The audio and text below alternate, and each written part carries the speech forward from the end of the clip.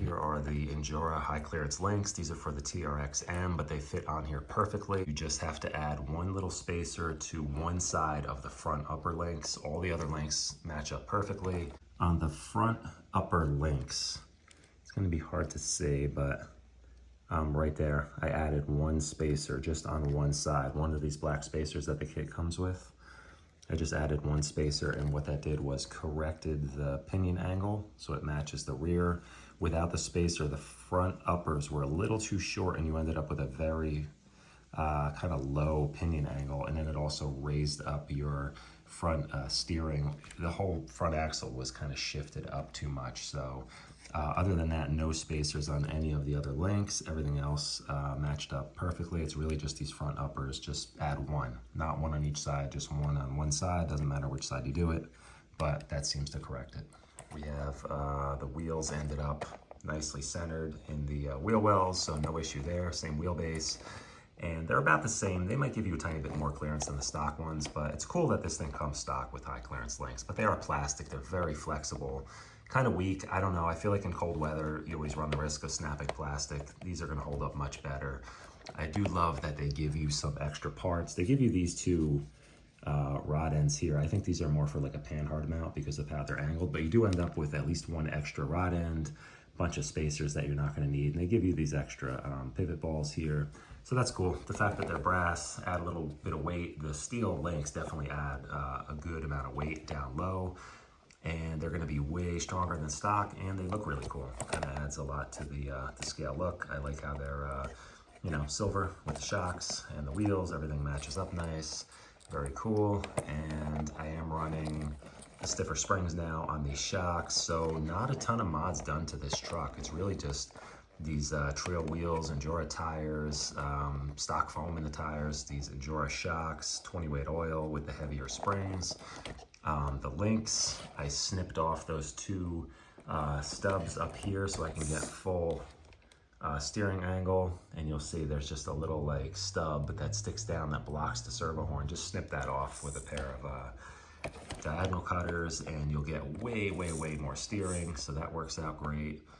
And that's about it. I really haven't done much else to this thing aside from my wood grain effect here, and I mean, it performs so much better. Spare tire removed helps a lot. Also, just the trailer hitch gets hung up on a lot, but removing this just makes it a lot more forward weight bias, and I think it performs extremely well. I also added these hex spacers. They don't add a ton of added extension. I think it was about 1 millimeter over stock, but I really just wanted it for the extra weight, and they are pretty nice. They were pretty inexpensive. They fit perfect.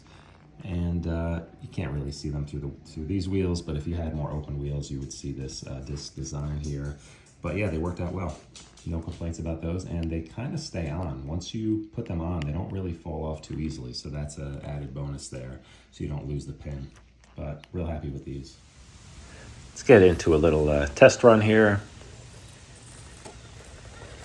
Really happy with these tires so far. They're a little on the small side. These are the Injora Swsmp Stompers, and they're about 58 millimeters, so they are a little bit smaller than the stock ones. Stock ones measured around 60. I think another big issue, and you'll see throughout this test run, that the foams are just way too soft for a truck this heavy. The more weight, especially adding these links on, just keep adding more and more weight, and the little hex hubs, the brass hex hubs with the faux disc brakes add a decent amount of weight. So the more weight I add to this truck, the more it needs a stiffer foam. So I think I'm going to try out some Injora silicone inserts. They've worked out for me pretty well on 1/10 scale, so I'm hoping they would be just as good on this and just offer a lot more sidewall stability. I don't think these are too soft in terms of providing traction and tire squish. They seem okay. It's really just on in turning on the front wheel. So I'm not sure. Maybe I'll even leave the stock foams on the rear wheels and just do the fronts with the Injoras at first, just to see.